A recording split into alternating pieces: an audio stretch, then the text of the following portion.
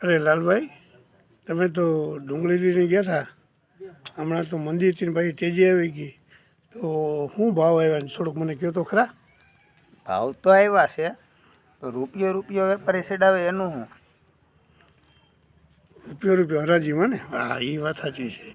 હવે એ જે આજે 8 તારીખ થઈ છે, 8/12/2025.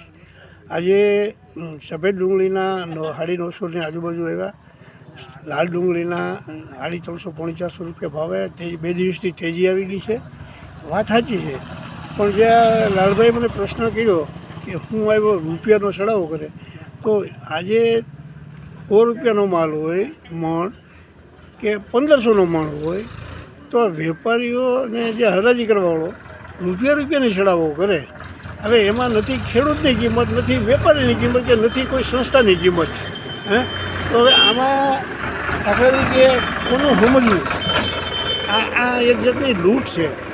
આજે દરેક યાર્ડમાં, ગુજરાતના ઘણા યાર્ડો એવા છે કે એમાં રૂપિયાનો ચડાવો કરે. તો આ રૂપિયાનો ચડાવો તમે ભાઈ બંધ કરો અને તમે તમારી કિંમત જાળવી રાખો વેપારી ભાઈઓ, અને કંઈક 5 રૂપિયા કે 10 રૂપિયાનો 20 કિલો ભાવનો ચડાવો કરો.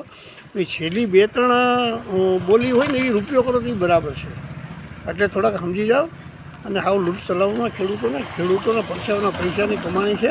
એમાં તમે રૂપિયાની કિંમત કરો, એમાં રૂપિયાની કિંમત તમારી નથી વેપારી ભાઈઓ, અને નથી માર્કેટયાર્ડના બોર્ડ ઓફ ડાયરેક્ટરના ખેડૂતના દીકરાઓ છે ને એની. એટલે થોડુંક વિચાર કરી અને જાણ કરો. મગનભાઈ ગજેરા, આમ આદમી પાર્ટી, ગીર સોમનાથ જિલ્લો. જય હિન્દ, જય ભારત.